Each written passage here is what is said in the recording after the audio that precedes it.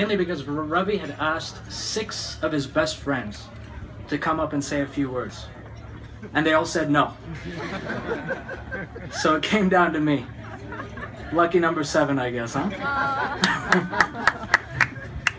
Alright, well, I've really been looking forward to this wedding as much as I have for the last few months, and I can imagine you all have been as well. You look around, this place is a paradise. I'm so happy to be here, and I think we really do owe a small round of applause to the Nalapan and Zeller families for making all the arrangements that they did and bringing us all together for this very special occasion. Well, I've known Ravi for about 5 or 6 years now, but I was lucky enough to become much better friends with him in 2011 when I moved to Singapore.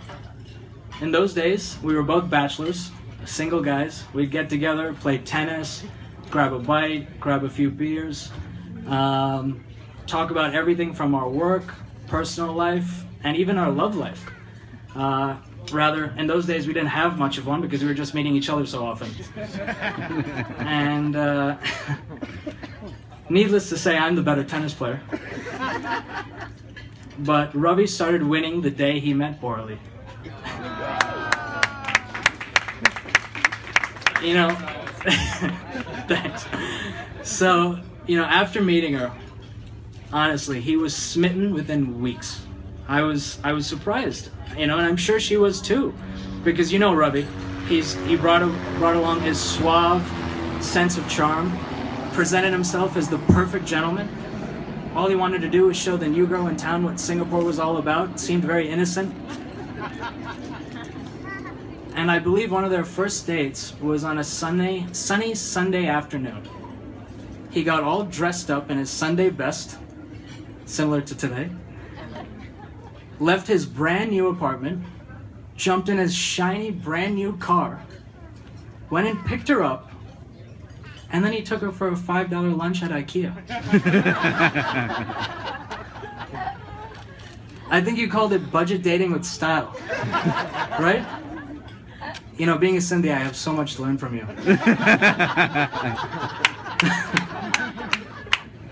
I'm sure your dining etiquette was tip-top over that $4.90 Swedish meatball set meal, huh?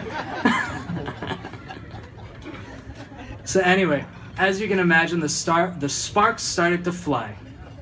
Our tennis matches became way less frequent. They turned from exercise sessions into long, unproductive water breaks, where we just sat, chatted about everything in life as per usual. But this time, the main subject was his petit ami. Did I say that right? This boy was falling in love with her, more and more by the day. It was amazing. One day he said to me, "Everything just feels so right. Everything is so comfortable. Our chemistry, our conversations, our sense of friendship, it just seems so perfect. We complement each other so well, and she just understands me. I don't know what it is." Honestly, this seemed all of a sudden, but I was really happy to see Ravi, my great friend, in such a happy-go-lucky state, so I encouraged him, and I asked him, "When am I going to get to meet your lady love? I want to see if, this is all true." So one night, we ended up going on a double date to Valentino's. It was at this date that I knew the stories were true. I could see how Orly and Ravi were so completely in sync with each other and totally captivated by everything the other had to say. They seemed to be harnessing all of the passion and energy between just the two of them on their side of the table. I was so mesmerized by their chemistry that I had lost complete focus of my date. All I offered over the next 2 hours was a lot of wine and 0 conversation.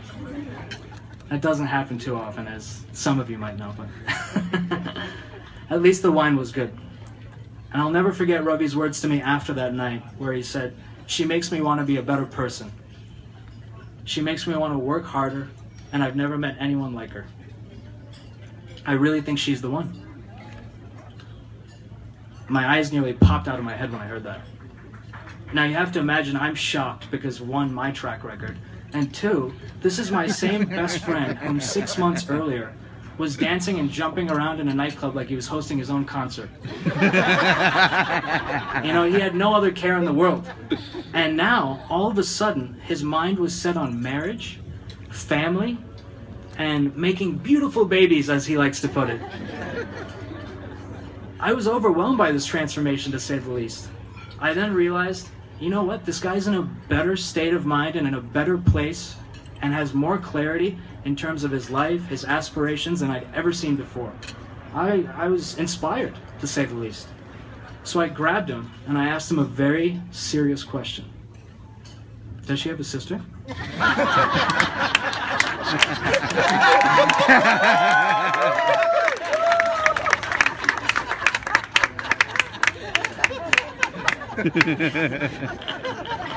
Anyway, here we are today.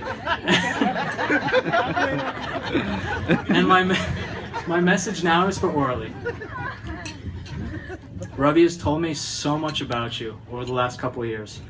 I've heard about your fantastic qualities and I've experienced them on my own.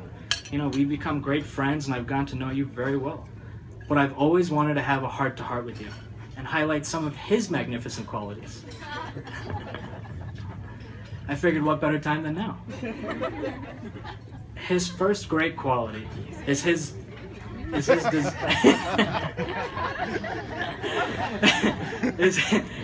desire to lead and his constant pursuit of perfection. You may have seen this on the tennis court, around the house, and may even see it later on the dance floor, if we're lucky. But you know what? We're actually seeing it and witnessing it here. Most times, we expect the bride to be running around micromanaging everything before and during a wedding, but not in this case. I'm quite certain it was much different here. Why do you think Ravi has been to Mauritius 4 times in the last year and insisted on coming here 2 weeks ago?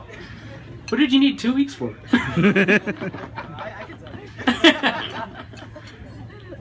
You know, he came to make sure everything was perfect, and I think you all did a great job. It really is. It's fabulous.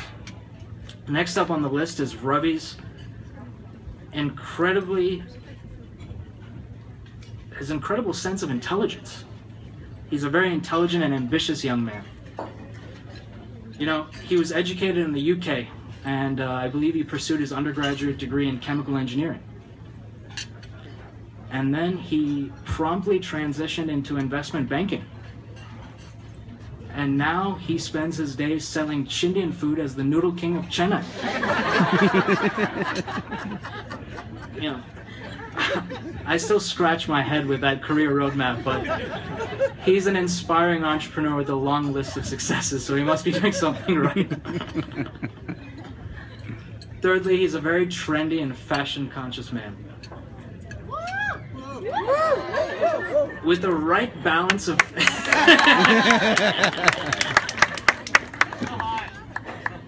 He still manages to maintain the right balance of masculinity, considering his high pant legs, colorful socks, and his flamboyant pocket squares. And red shoes. But he has great style. As you can see, even I've joined the colorful pocket square crew. My pant legs are high and my socks have more colors than the rainbow. A lot of people don't even know this, but he had once done an internship with a chocolate factory in his younger days.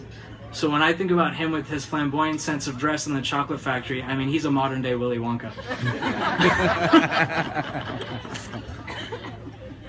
The final feature that I want to tell everyone about is one that you two mutually share. And it's how well you two complement each other.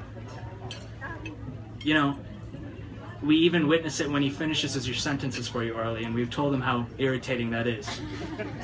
But don't worry, because honestly, I looked it up and I read a study, I read an article on a study done in the Journal of Neuroscience, where it says that, it notes that when two people are so connected and one can successfully anticipate the other one's words, it means that their brains are actually in sync with each other. In sync. Synced up. You're like the Mac and she's the iPhone. He's older, bigger, refined, and capable of so much. But you're younger, slimmer, just as useful, and you come in a much more attractive package. Even Robbie would wait in an endless line for you. Honestly though, Robbie is one of a kind. He's an amazing friend, extremely supportive, protective, he gives great advice. He's reliable, compassionate, and all in all a genuinely warm-hearted human being. He has a great sense of values, and I know that he's going to do absolutely everything he can to make you the happiest wife possible, Orly. I'm so happy for both of you, and I think we're all still in awe as to how tremendously beautiful a couple you two make. God bless you both, and I wish you endless lifetimes of happiness together. To Orly and Robbie.